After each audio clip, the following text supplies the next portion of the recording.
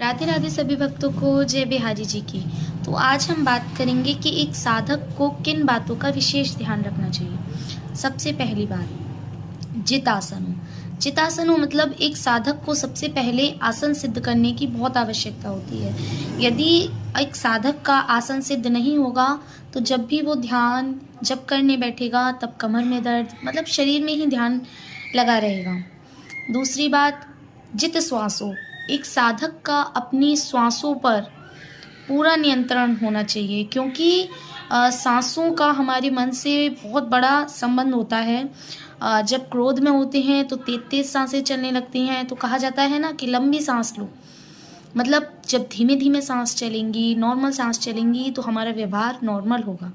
और जैसे ही क्रोध होता है, आवेश होता है, तो सांसें बहुत जल्दी जल्दी चलने लग जाती हैं। तीसरी बात, जित संगो। एक साधक को अपनी संगत का विशेष ध्यान देना चाहिए कि वो कैसे लोगों के साथ रह रहा है, क्योंकि जैसी संगत वैसी रंगत। संगत का असर बहुत जल्दी पड़ता है।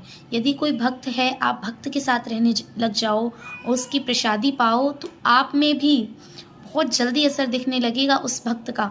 और यदि आप किसी गलत व्यक्ति के साथ रहने लग जाओ और उसकी प्रसादी पाओ, तो उसका भी असर आप में बहुत जल्दी दिखने लगेगा। सबसे बड़ा जो इफ़ेक्ट पड़ता है वो प्रसादी का पड़ता है, भोजन का पड़ता है।